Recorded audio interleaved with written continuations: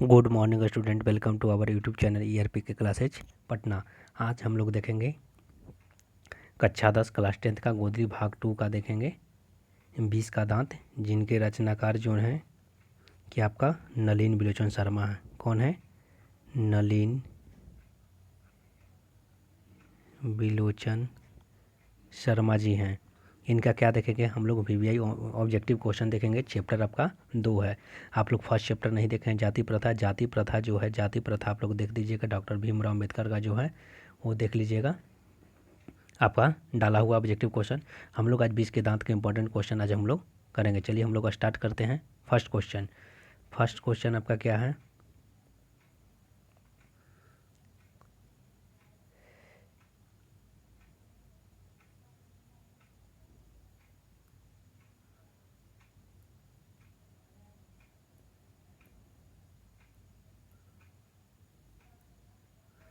देखिएगा, first question आपका क्या है कि 20 के दांत के क्या है कहानीकार के लेखक कौन है?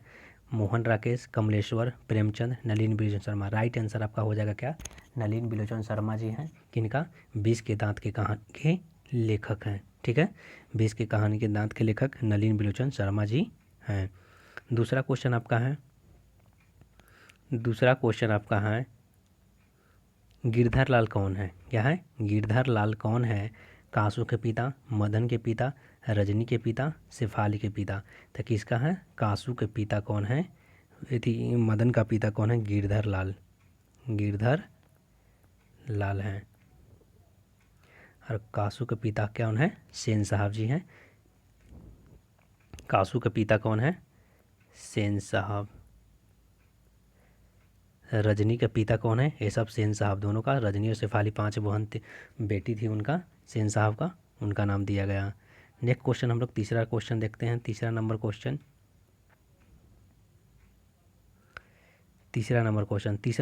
क्या है कि मदन ने कांसू के कितने दांत तोड़े थे? तो मदन ने कांसू के कितने दांत तोड़े थे? 2 दांत तोड़े थे। आपको पता भी होगा कि मदन एक का 2 दांत तोड़े थे। क्यों तोड़े थे? जब मदन क्या कर रहा था, मदन जो था कि बच्चों के साथ क्या कर रहा था, अपने गली में क्या कर रहा था, लट्टू नचा रहा था। तो कासू को क्या हुआ, लट्टू देखकर मन लट्टू हो गया, लट्टू खेलने को मचल गया। इसी में दोनों के पीछे लड़ाई हो जाता है, झोपड़ी और महल के पीछे लड़ाई हो जाता है। इसी में क्या करता है मदन, कासू के 2 दांत लड़ाई में तोड़ देता है। तीसरा क्वेश्चन हम लोग देखते हैं। चौथा क्वेश्चन क्या है कि नलिन बिलोचन शर्मा जी की माता जी का नाम क्या है? पदावती वर्मा, कलावती शर्मा, रत्नावती शर्मा, इंद्रावती शर्मा। राइट आंसर आपका रत्नावती शर्मा होगा। 5 नंबर क्वेश्चन, नलिन बिलोचन शर्मा जी की कहानियों में से किसके तत्व से समग्रता से उभर कर आया है? राजनैतिक, मनोवैज्ञानिकता, सामाजिकता, इनमें से सभी। नलिनी बिलोचन शर्मा जी के जो 20 का दांत के कहानी जो क्वेश्चन पूछा गया है कि 20 के दांत के जो कहानी है कैसा है, तो मनोवैज्ञानिक। मोस्ट इंपॉर्टेंट क्वेश्चन कितना बार पूछा गया, एग्जाम में पूछा गया, मोस्ट वीवीआई क्वेश्चन आपका। छठा नंबर क्वेश्चन कि मदन को खतरा, मोटर कार को किससे खतरा हो सकता था? ड्राइवर से, मदन से, खोखा से, इंजीनियर से। किससे हो सकता था? मोटर कार को किससे खतरा हो सकता था? तो राइट आंसर खोखा से। खोखा क्यों था? खोखा उदंड था, शरारती था, कुछ भी करते रहता था, इसलिए डर किससे था? खोखा से था। नेक्स्ट क्वेश्चन 7 नंबर क्वेश्चन देखते हैं हम लोग। खोखा खोखी खोखा खोखी कैसा शब्द है? आपका तमिल, भोजपुरी, बांग्ला, हिंदी। खोखा खोखी शब्द जो है बांग्ला शब्द आपका है। 8 नंबर क्वेश्चन देखते हैं। ऐसे ही लड़के आगे चल के गुंडे चोर डाकू बनते, यह पंक्ति कहानी के किस पात्र ने कही है? सेन साहब की धर्मपत्नी, गिरधर, सेन साहब, सोपर। कौन बोले थे? सेन साहब बोले थे। क्या बोले थे कि ऐसे ही लड़के आगे चल के गुंडे चोर डाकू बनते हैं, ये कहानी कौन बोले थे? सेन साहब बोले थे। राइट आंसर आपका सी हो जाएगा। 9 नंबर क्वेश्चन देखते हैं। खोखा खोखी अर्थ है। खोखा खोखी का अर्थ क्या है? बच्चा बच्ची, बाबा दादा, भाई बहन, चाचा चाची। राइट आंसर आपका बच्चा बच्ची होगा। ये कहाँ का था? बांग्ला शब्द। क्या आंसर है? बांग्ला है। ठीक है, जो माने कि पश्चिम बंगाल में बोला जाता है। और खोखा खोखी, खोखा मीन्स बच्चा, खोखे मीन्स क्या होता है? बच्ची होता है। 10 नंबर क्वेश्चन। खोखा का नाम क्या था? खोखा का क्या नाम है? कीसू, कुसू, कासू, केसू। तो क्या था? खोखा का नाम था, कासू भी था, उसको खोखा भी बोलते थे हम लोग। 10 नंबर क्वेश्चन। 11 number question. देखिए क्वेश्चन आ गया कि 20 के दांत की कहानी कैसी है, सामाजिक, ऐतिहासिक, धार्मिक, मनोवैज्ञानिक। राइट आंसर आपका हो जाएगा डी नंबर, मनोवैज्ञानिक। 11 number question. 12 number question, Sen साहब अपने पुत्र को क्या बनाना चाहते थे, बिजनेसमैन या इंजीनियर, वकील, प्रोफेसर, डॉक्टर। सेन साहब जो थे क्या थे कि बिजनेसमैन। सेन साहब के बेटा जो था कासू, जिसको बोलते हैं क्या बोलते हैं, कासू, जो उदंड था, शरारती भी था, वो कोई भी सामान को अगर गिरा भी देता था, टूट फूट भी जाता था, तो उनके पिताजी कहते थे कि देख रहा है क्या, इसमें भावी इंजीनियर देख रहे हैं हम, किसके साथ है। वो सपना, बहुत सारे सपना देखे थे। पूरा मन क्या सेन साहब के परिवार का मन के पूरा ये जो है कि भविष्य बदल डाला था। एक कासू साहब जो थे वो बदल डाला था। कोई भी काम करता था, कोई भी तोड़ता फोड़ता था, तो इनमें इंजीनियर की भावना को ये देखते थे। तो सेन साहब अपने पुत्र को क्या बनाना चाहते थे, इंजीनियर या बिजनेसमैन बनाना चाहते थे।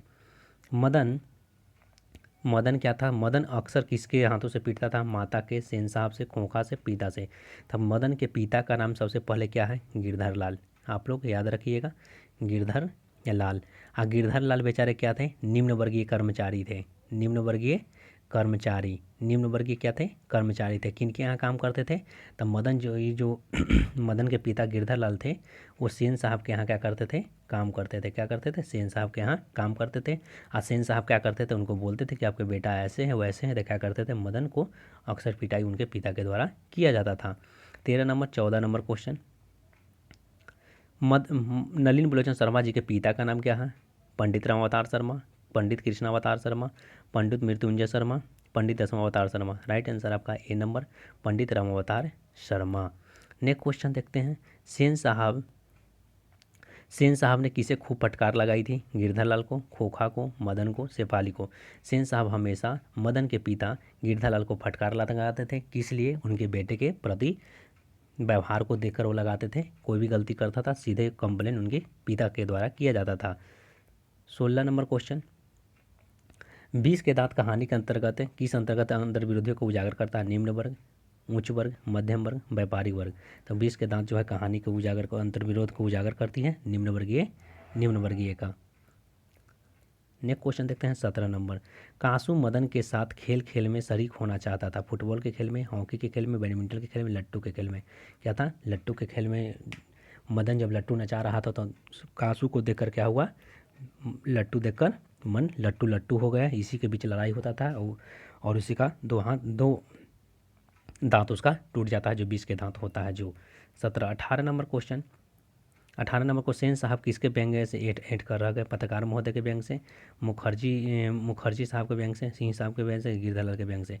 तो क्या हुआ था कि सभी सारे दोस्त लोग आए हुए थे, सब अपने अपने बेटे के बारे में बता रहे थे कि हम ये बनाना चाहते हैं, वो बनाना चाहते हैं।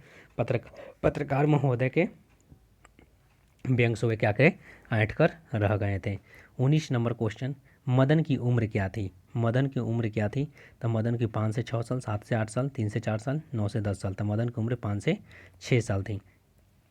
20 नंबर क्वेश्चन, मदन किसका पुत्र था, सेन साहब का, गिरधर का, सोफर का, सिंह साहब का। तो मदन जो था गिरधर का पुत्र था, गिरधर का पुत्र था। नेक्स्ट क्वेश्चन का 21 नंबर क्वेश्चन, नलिन बिरचन शर्मा जी पटना विश्वविद्यालय के हिंदी विभाग के अध्यक्ष कब बने थे, हिंदी विभाग का 1958, 1957, 1930, 1959। कब बने थे, 1959 में बने थे। नलिन बिरचन शर्मा पटना विश्वविद्यालय के हिंदी विभाग के अध्यक्ष बने थे। 22 नंबर क्वेश्चन, नलिन बिरचन शर्मा जी का कब जन्म हुआ था, आपका वीवीआई क्वेश्चन है। नलिन बिरचन शर्मा जी का जन्म कब हुआ था, तो आपका 14 जनवरी 1915, 18 फरवरी 1916, 22 मार्च 1917, 24 अप्रैल 1918। तो राइट आंसर आपका होगा 18 फरवरी 1916। 23 नंबर क्वेश्चन देखिए, 23 नंबर क्वेश्चन क्या है, नलिन बिरचन शर्मा जी की मृत्यु कब हुआ था, 12 सितंबर 1961, 14 सितंबर 1961, 16 सितंबर 1961, 18 सितंबर। राइट आंसर आपका 12 सितंबर 1961। इनका जन्म जो हुआ था 18 फरवरी 1916 को, इनका मृत्यु हुआ था 12 सितंबर 1961 को। नलिनी बिरचन शर्मा जी का जन्म कहाँ हुआ था, गांधी घाट पटना, कृष्णा घाट पटना, बदरघाट पटना, रानी घाट पटना। राइट आंसर आपका हो जाएगा सी नंबर। जो ये सब जो है पटना से बिलोंग्स करते थे, ये सब आपका इंपॉर्टेंट क्वेश्चन है, वीवीआई क्वेश्चन है सब। बदरघाट पटना राइट आंसर हो जाएगा। दृष्टिकोण किनकी रचना है, रामावतार शर्मा का, नलिनी बिरचन शर्मा जी का, मोहन राकेश का, प्रेमचंद का। दृष्टिकोण किनकी रचना है, नलिनी बलोचन शर्मा जी का। 26 नंबर क्वेश्चन, लड़कियां क्या है कठपुतलियां, इसे किनको गर्व था? भाई बहन को, चाचा चाची को, मामा मामी को, कि माता पिता को? तो माता पिता को इन पे गर्व था कि उनकी बेटियां जो थी कठपुतली जैसे बोलते थे वैसे वो करती थी। 26 नंबर। 27 नंबर क्वेश्चन देखते हैं कि हंस हंस कौवे की जमात में हंस की जमात में कौन शामिल होने के लिए लग गया था? तो क्या हुआ था? कबूतर, हंस, बत्तख, मछली। तो कौवे की जमात में कौन सा?